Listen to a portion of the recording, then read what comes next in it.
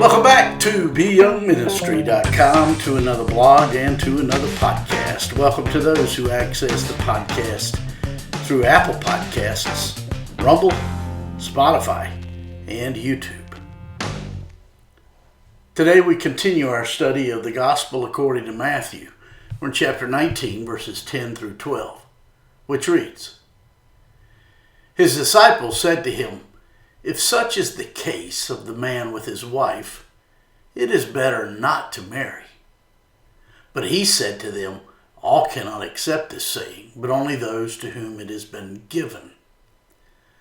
For there are eunuchs who were born thus from their mother's womb, and there are eunuchs who were made eunuchs by men, and there are eunuchs who have made themselves eunuchs for the kingdom of heaven's sake. He who is able to accept it, let him accept it. That's Matthew chapter 19, verses 10 through 12.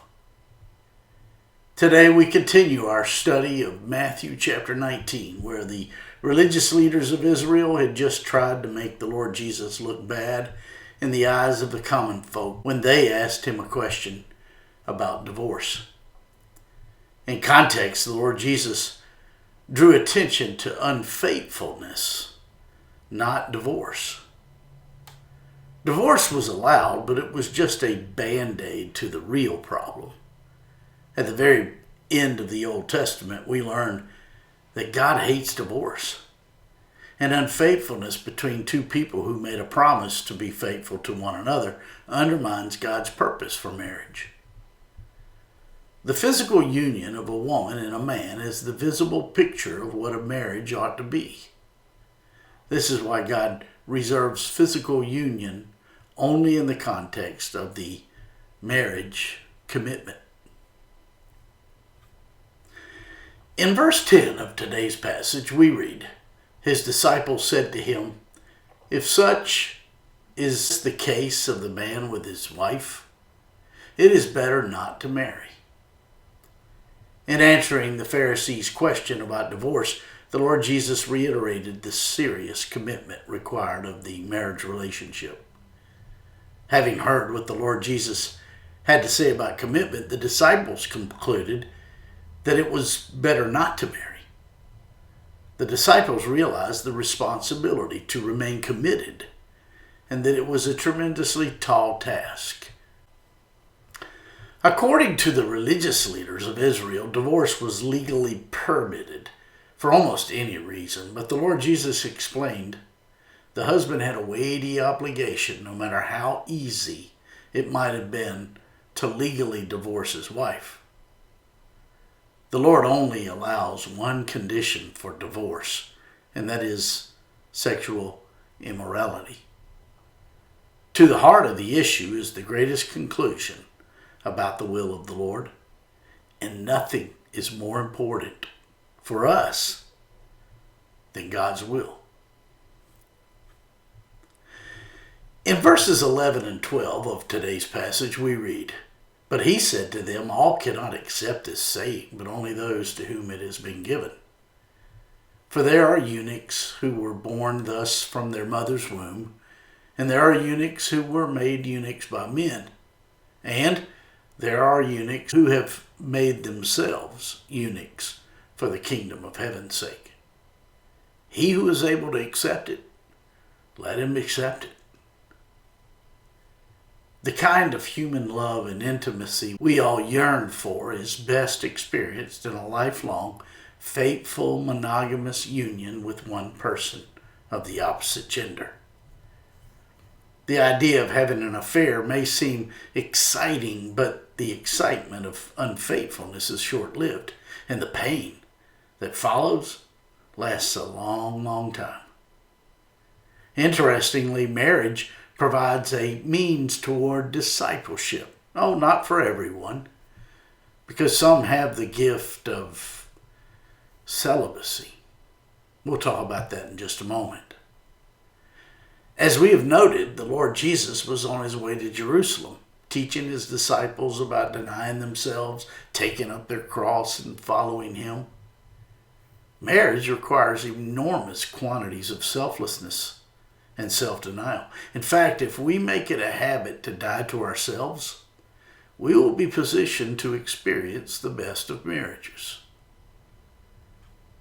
The Lord Jesus yet again used this opportunity to teach another aspect of what it looks like to be his disciple. To be disciples of the Lord Jesus, we must not serve self, but we must serve those with whom we have a relationship, particularly our spouse. As fathers and mothers who are learning to be defined by God, we train our children best on what it looks like to have a meaningful and personal and faithful relationship with Christ through the way we treat our spouse. Marriage isn't for everyone. And yes, from the biblical point of view, there's a lot to be said for the advantages of single life. Being married doesn't mean we are second class or that being single is the ideal. There is a clear reason why God said from the very beginning that it's not good for man to be alone. But God did purposefully make us male and female. All of this is to say, marriage is vital to the design of creation. It's central to the Lord's original intentions for the human race. Along these lines, there's an important difference between being single and being called to celibacy. We have to be careful not to confuse the two. Being single is circumstantial. It happens to people for all kinds of reasons. Not being able to find a mate, death of a spouse, difficult family situations, medical or financial difficulties. Celibacy, according to 1 Corinthians 7 and verse 7, is a rare gift that God grants only to a few people. Those who are single but not given to celibacy should not give up on marriage. One thing is abundantly clear, though. It is better to be single and want to be married than to be married and want to be single. The word eunuch means one who does not engage in sexual activity with the opposite gender. And some were born as eunuchs. Then there are some who were made eunuchs by men through castration. And then there are eunuchs who have made themselves eunuchs. And this is not by some physical surgery. They have made themselves eunuchs for the kingdom of heaven's sake.